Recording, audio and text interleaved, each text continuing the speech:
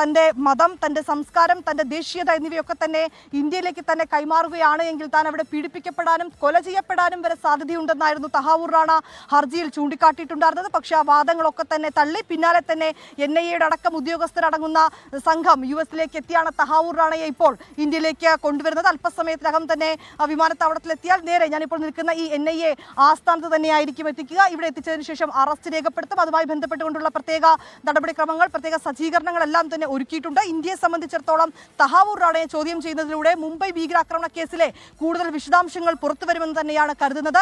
ഇതിൽ കൂടുതൽ മറ്റാർക്കെങ്കിലും പങ്കുണ്ടോ, അല്ലെങ്കിൽ നേരത്തെ തന്നെ ഈ ലഷ്കർ എ തൊയ്ബ IS സംഘത്തിനൊക്കെ ഇതിൽ പങ്കുണ്ടെന്ന് കണ്ടെത്തിയിട്ടുണ്ടായിരുന്നു. ഇത് സംബന്ധിച്ചുകൊണ്ടുള്ള കൂടുതൽ തെളിവുകളടക്കം ലഭിക്കുമെന്നാണ് കരുതുന്നത്. ഒപ്പം തന്നെ ഈ ഭീകരാക്രമണം നടക്കുന്നതിന് മുൻപായി 2008-13 മുതൽ 21 വരെ തഹാവൂർ റാണ ഭാര്യയ്ക്കൊപ്പം ഇന്ത്യയിലെ വിവിധ സ്ഥലങ്ങളിൽ അവിടെയൊക്കെ എത്തി സന്ദർശനം നടത്തിയിട്ടുണ്ടായിരുന്നു. ഇതിന്റെ ഉദ്ദേശം എന്താണെന്ന് അടക്കമുള്ള കാര്യങ്ങൾ തഹാവൂർ റാണയെ ചോദ്യം ചെയ്തതിലൂടെ കണ്ടെത്താൻ കഴിയുമെന്നാണ് അന്വേഷണ സംഘം കരുതുന്നത്. വിപുലമായിട്ടുള്ള സജ്ജീകരണങ്ങളാണ് അന്വേഷണ സംഘത്തിന്റെ ഭാഗത്തു നിന്ന് ഏർപ്പെടുത്തിയിരിക്കുന്നത്. വിവിധ ഏജൻസികളിൽ നിന്നുള്ള പ്രത്യേക ഉദ്യോഗസ്ഥരടക്കം, അതിൽ നമുക്ക് അറിയാൻ കഴിയുന്നത് NIA ഉദ്യോഗസ്ഥർ, ഇതുകൂടാതെ രഹസ്യാന്വേഷണ ഏജൻസികൾ, തീവ്രവാദ വിരുദ്ധ ക്രിമിനോളജി എന്നിവയിൽ പ്രത്യേക പരിശീലനം ലഭിച്ച ഉദ്യോഗസ്ഥർ, ഫോറൻസിക് സൈക്കോളജിസ്റ്റുകൾ എന്നിവരടങ്ങുന്നതാണ് ഈ പ്രത്യേക സംഘം. ഈ പ്രത്യേക സംഘമായിരിക്കും തഹാവൂർ റാണയെ ചോദ്യം ചെയ്യുക.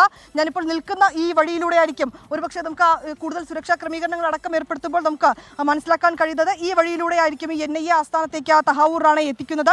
വിമാനത്താവളത്തിൽ നിന്ന് ബുള്ളറ്റ് പ്രൂഫ് വാഹനത്തിലായിരിക്കും റാണയെ ഈ NIA ഓഫീസിലേക്ക് എത്തിക്കുക. ഒപ്പം തന്നെ വലിയ സുരക്ഷാ ക്രമീകരണങ്ങൾ, പോലീസിന്റെ വാഹനങ്ങളടക്കം സുരക്ഷയുടെ ഭാഗമായി ഈ ബുള്ളറ്റ് പ്രൂഫ് വാഹനത്തെ പിന്തുടർന്ന് ഇവിടെ എത്തുമെന്നാണ് മനസ്സിലാക്കാൻ കഴിയുന്നത്. എന്താണെങ്കിലും ഇന്ത്യ കാത്തിരുന്ന കൊടും ക്രിമിനലാണ് ഈ ഘട്ടത്തിൽ ഇന്ത്യയിലേക്ക് എത്തിയിരിക്കുന്നത്. മറ്റ് നടപടിക്രമങ്ങളിലൊക്കെ തന്നെ വൈകാതെ ഉണ്ടാകുമെന്നാണ് മനസ്സിലാക്കാൻ കഴിയുന്നത്. ആദ്യഘട്ടത്തിൽ NIA ആസ്ഥാനത്തെത്തിച്ച് അതിനുശേഷം അറസ്റ്റ് രേഖപ്പെടുത്തും. പിന്നീടായിരിക്കും കോടതിയിൽ ഹാജരാക്കുക. ഇനി ഇത്തരത്തിലേക്കുള്ള നടപടിക്രമങ്ങൾ ആയിരിക്കും ഇനി അടുത്ത ഘട്ടത്തിൽ പുരോഗമിക്കുന്നത്.